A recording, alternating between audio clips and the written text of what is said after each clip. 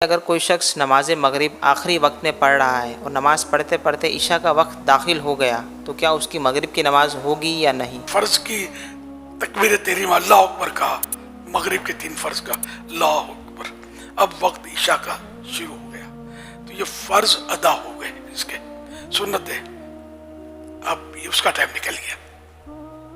ہر نماز میں ایسا نہیں ہے، فجر کے فرض، جمعہ اور عید کی نماز، اس کا وقت کے اندر سلام پھرنا ضروری، اور باقی نمازیں جو ہیں جیسے عشاء وغیرہ اللہ اکبر وقت کے اندر کہہ لیا، اب وقت چلا گیا تب بھی نماز ہو جائے گی۔ اسپیشلی گھروں کی شکایت بعض اوقات ملتی ہیں کہ گھروں میں جو بچیاں ہوتی ہیں تو مائیں بھی چلاتی ہیں، یا پھر وہ ماؤں کی بھی عادت ہوتی ہے، مارکیٹوں میں بھی لوگوں کی عادت ہو جاتی ہے کہ وہ ظہر بھی آخری وقت میں جا کر پڑھیں گے، جماعت بھی چھوڑیں گے اور نہ پڑھیں گے بھی پھر آخری وقت پہ، کبھی چلا کرنا پڑتا ہے، یار نماز کا ٹائم نکل جائے گا، جا کر پڑھ تو لو۔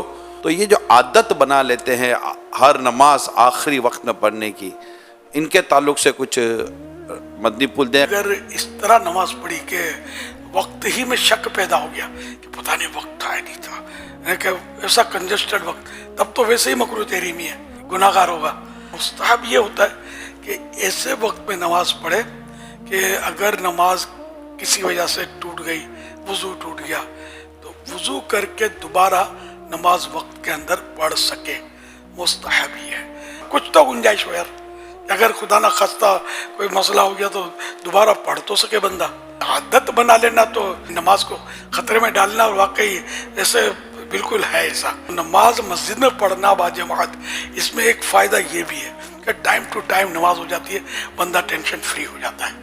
اور ویسے جو جماعت جس پر واجب ہے مسجد کی، وہ اگر جماعت جان بوجھ کے چھوڑتا ہے تب تو ویسے ہی گناہ گار ہو گیا۔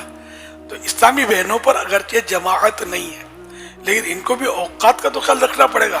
یہ ان کی بے بسیاں ان مانو کر بہت ہوتی ہوں گی، ان کو مسائل بھی اتنا پتہ نہیں ہوتا ہوگا، اور یہ نکلتی بھی ایسے موقع پر ہے، شادیوں میں جائیں گی، باراتوں میں جائیں گی، شاپنگ سینٹروں میں جائیں گے، نمازی بھی ہوں گی تو جائیں گے، یہاں نماز نہیں پڑھیں گی۔ تو ان کو تو نکلنے کے اوقات کا بالکل جدول اس سے کرنا ہی پڑے گا عیسائی بہنوں کا، کہ وہ صرف ایسے وقت پر نکلیں کہ جس میں نماز آگے پیچھے آتی نہ ہو، نماز پڑھ کے نکلے۔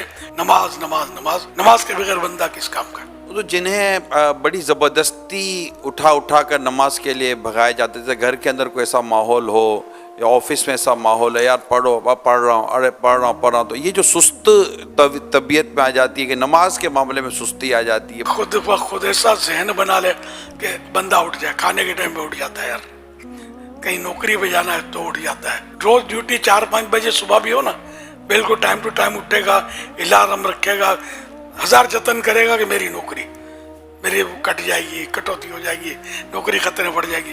چھٹی کا دن آیا، اتوار کا دن آیا تو گھوڑے بھیج کے صبح سوتا رہے گا، وہ 10 بجے اٹھے گا۔ واٹ از دس؟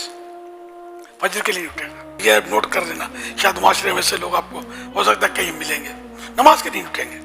یہ ذہن نہیں ہے سر، نماز تو اس کی چھٹی تو ہے ہی نہیں نا، چاہے اتوار ہو، چاہے کوئی بھی خوشی کا دن ہو، غمی کا دن ہو، نماز تو معاف ہے ہی نہیں۔